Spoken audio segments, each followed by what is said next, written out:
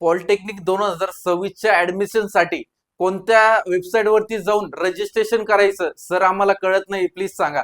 तर आजच्या व्हिडिओमध्ये आपण ते बघणार आहे.